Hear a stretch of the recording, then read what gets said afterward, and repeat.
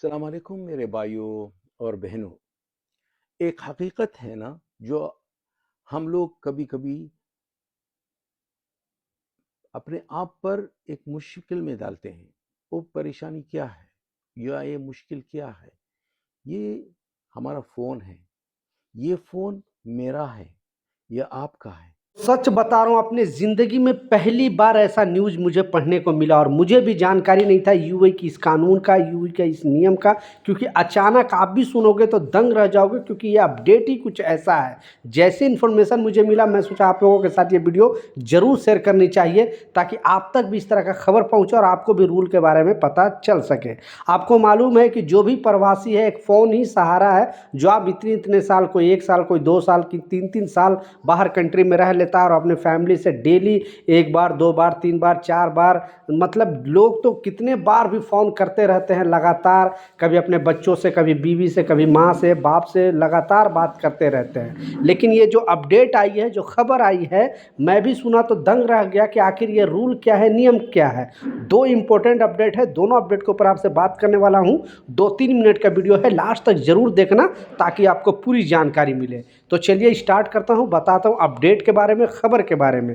पहले आपको प्रूफ दिखाऊंगा, तभी आपको बिलीव और विश्वास हो जाएगा, क्योंकि गवर्नमेंट खुद बोली है और यहाँ की जो ऑफिशियली सोर्स है उसके हवाले का मैं खबर आपको देने वाला हूँ। मैं कोई अपने तरफ से न्यूज़ में नहीं बता रहा हूँ, आपको रिपोर्ट जब दिखाऊंगा तभी आपको समझ में आएगा कि एक्चुअली ये रियलिटी क्या है। क्योंकि जैसा मैं बताया कि कोई 1 बार, कोई 2 बार, कोई 4 बार, कोई 10 बार, कितने बार लगातार फ़ोन करते रहते हैं। लेकिन आखिरकार गवर्नमेंट ने इतना बड़ा डिसीजन क्यों लिया, इसके पीछे लॉजिक क्या है, इसके पीछे कारण क्या है, वो प्रॉपर स्टेप बाय स्टेप आपको इस वीडियो में बताने वाला हूं। उससे पहले दूसरा जो अपडेट है वो भी आपको बताता चलूं। तो दूसरा अपडेट है, इस अपडेट में बताया गया, जैसा शेख साहब का वीडियो आपको मैं चलाकर दिखाया, इसमें बताया गया बहुत सारे ऐसे लोगों को वार्निंग दिया गया है और इस कानून को सबको समझना जरूरी है। दूसरा जो कानून है इससे भी डेंजर है, लेकिन ये भी कानून आप जो है मालूम करते रहें, नहीं तो बहुत बड़ी प्रॉब्लम में फंस सकते हो।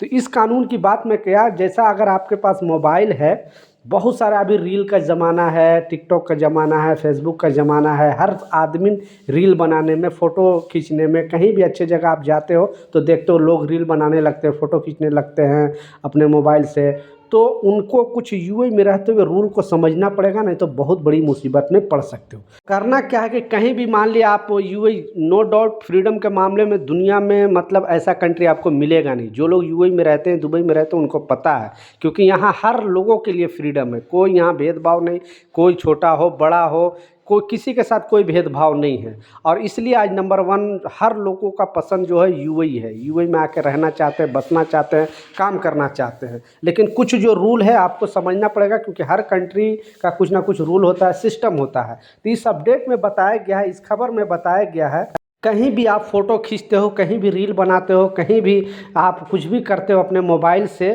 तो सिर्फ अपना ही फ़ोटो और मोबाइल से जो भी रील वगैरह जो बना सकते हो।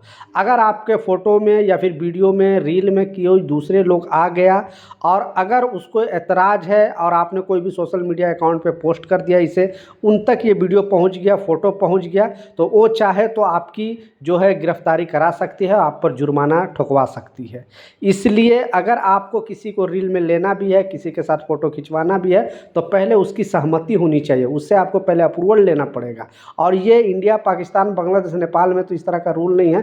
धड़ल्ले से कोई पब्लिक में वीडियो बनाते रहता है, कोई किसी को कोई प्रॉब्लम नहीं है, ना गवर्नमेंट को प्रॉब्लम है। लेकिन यूएई में ऐसा नहीं है, आपको ध्यान से ये चीज़ करना, क्योंकि बहुत सारे लोगों पर जुर्माना लगे हुए हैं। इस बात का लाजिम ख्याल रखना। कुछ लोगों को शायद मजाक लगता होगा, लेकिन अगर आपके साथ गुजरेगा तब समझ में आएगा, क्योंकि यहाँ पे 1000-1200 कमाने के लिए आए हो, मालूम चलता है कि आपके ऊपर 5 लाख दिरहम फाइन आ गया, तो फिर कहाँ से दे पाओगे? पूरी ज़िंदगी ख़त्म हो जाएगी, फिर भी पैसे आप नहीं दे पाओगे। इसलिए ध्यान से सुनना, इस वीडियो को प्लीज़ शेयर कर देना, ताकि लोगों तक इस तरह का अपडेट पहुंचे, लोगों तक इसकी जानकारी मिले। दूसरा जो सबसे इम्पोर्टेंट अपडेट है, पहले आपको मैं प्रूफ दिखाऊंगा, तभी आपको समझ में आएगा, क्योंकि एक मिस्टेक की वजह से 60,000 दिरहम जुर्माना दिया गया है। ठीक है, आखिर मैं क्यों इस अपडेट के बारे में बताया हूँ, क्योंकि ये जो रूल है मुझे भी समझ में नहीं आया, लेकिन जैसे ही मुझे इसका रिसर्च किया, इसकी जानकारी इकट्ठा किया, इस न्यूज़ में पढ़ा, आर्टिकल जो गवर्नमेंट की तरफ से छापा गया था, फिर पता चला कि एक्चुअली रियलिटी क्या है। तो पहले आप ये प्रूफ देखें, आप देख सकते हो, ये खलीज टाइम्स का न्यूज़ है। इस अपडेट में बताया गया है कि एक बंदे पे 60,000 दिरहम का जुर्माना लगाया है। कोर्ट ने यह फैसला सुनाया और बताया कि जिस बंदे पर यह जिस बंदे के पास लगातार कॉल कर रहा था, उस बंदे ने इसके ऊपर कंप्लेन किया और उनको कानून की जानकारी था, इसलिए उन्होंने फंसाया इनको और बताया कि ये रिपीटेड मुझे पास कॉल किया, 2 बार 3 बार 4 बार मुझे कॉल किया और कॉल करके मुझे परेशान किया। कुछ बोला नहीं, लेकिन लगातार कॉल करने के लिए एक रूल है। अगर किसी को आप लगातार 1 बार 2 बार 3 बार लगातार अगर कॉल करते हो, ज़्यादा कॉल करके अगर परेशान करते हो, तो उनके पास राइट है कि वो कोर्ट में अगर कंप्लेन कर देते हैं तो फिर आपको जुर्माना देना पड़ सकता है। इसलिए कहने का मतलब मैं डमी के तौर पे आपको स्क्रीनशॉट पर लगा के दिखाया था, थंबनेल में बताया था कि 1 से ज़्यादा कॉल करने पर अब प्रतिबंध लगा है। तो ऐसा नहीं है।